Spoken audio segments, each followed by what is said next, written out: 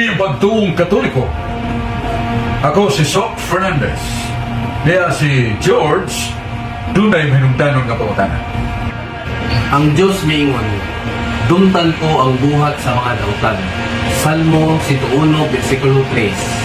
Akong pangutana, dili di ay pasiluon sa Diyos ang daghan ng mga sala?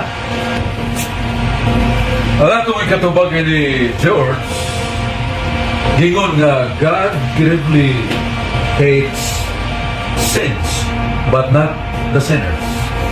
Nagidumtan pag-ayo sa Diyos ang sala, pero dili ang makasasala.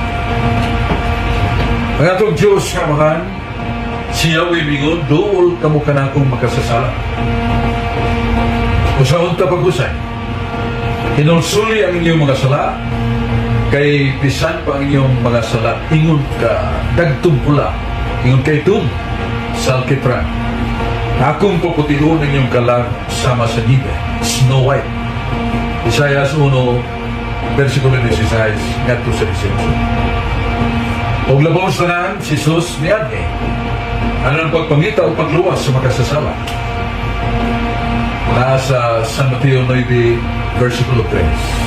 Sa balangang kasulatan, nato nag-ibasa.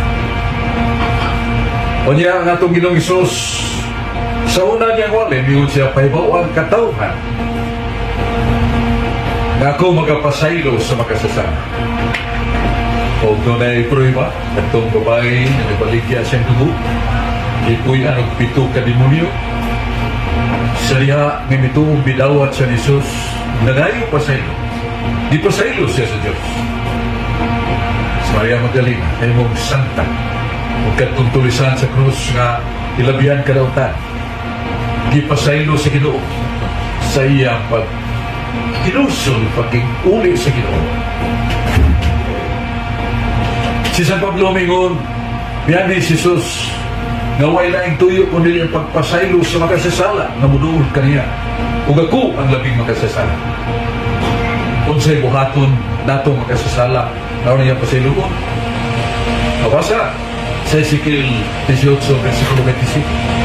Ezekiel kapitulo 18, versikulo 27. Mingon ang Diyos, kung ang makasasala mo hunong pagpakasala, magtuma na sa mga sugo sa Diyos o magbuhat umayo. Ang maong makasasala, mapasaylo o makadawat siya. Kay Diyos, bugmaw maluloy. Kanto ang atong tubag sa pangutanan ni George. Salamat kayo, George.